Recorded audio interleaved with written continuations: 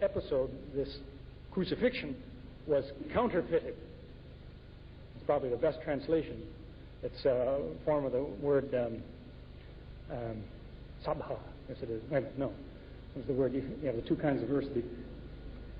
What are the two kinds of verses in the Qur'an? The muhkamat and the mutashabihat. Yeah, shabha. Shabha. It was made doubtful.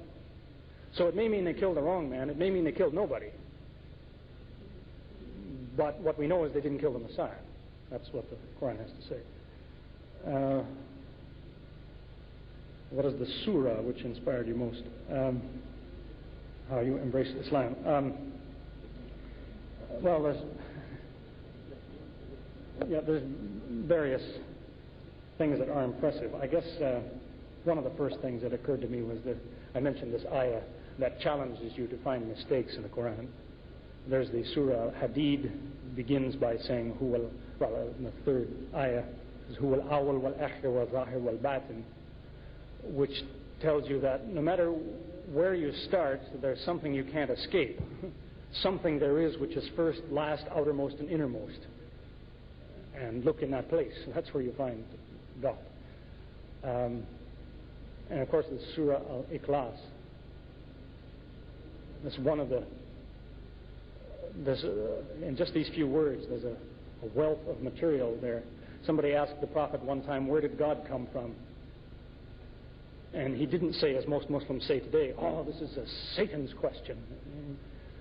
It's a very good question. He quoted that surah.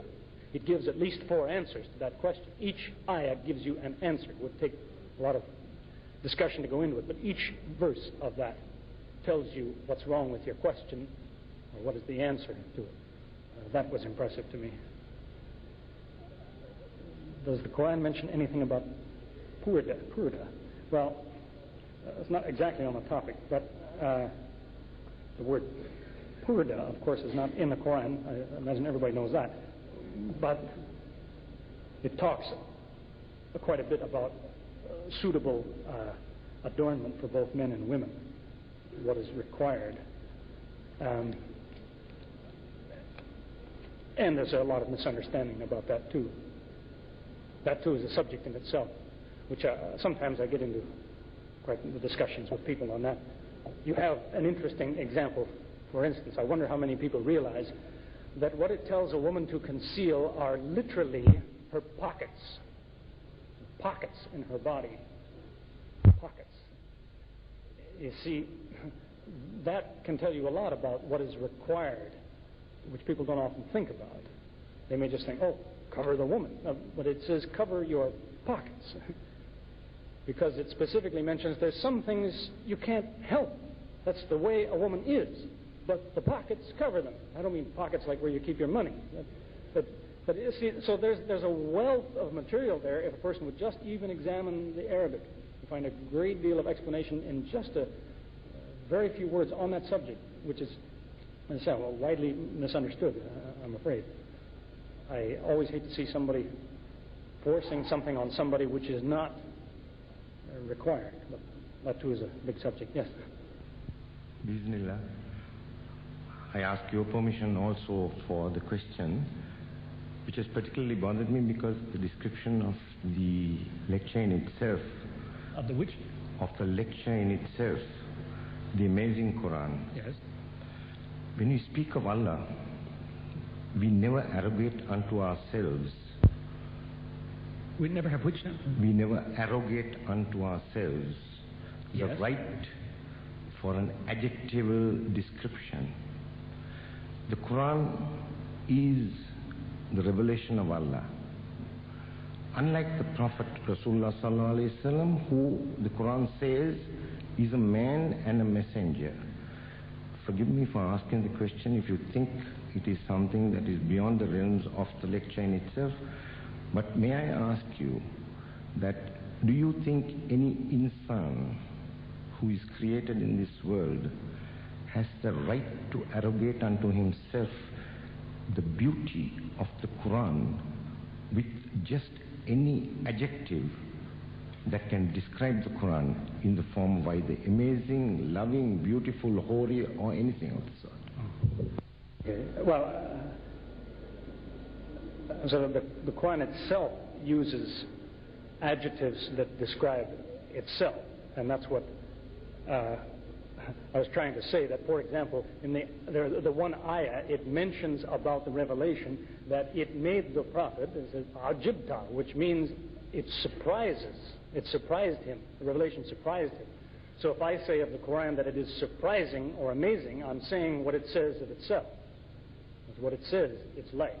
That's not adding something. The word holy is really, that's a troublesome word in English, and I don't use it to talk about the Quran because it's inappropriate in English, technically. The word holy comes from the same root as you spell with the W in front of it, W-H-O-L-E, whole. So that people are not holy. There's only one who's holy. It's Allah. He's one. That was the original understanding, even in English, of the word holy. You only apply that, you said God is holy because He's one whole thing. Nobody else is one like that. But it's fallen into such careless use that people talk about holy men and holy this and holy that. And that's unfortunate. Even the Arabic word, what kadus is sometimes translated holy, that's not really the best English word for that, because that gives a misunderstanding of this. Only Allah is holy. The Quran may be Kareem, what other words? They say Majid and some other descriptions like this, but not holy in the proper meaning of that word. It doesn't talk about itself that way. Okay?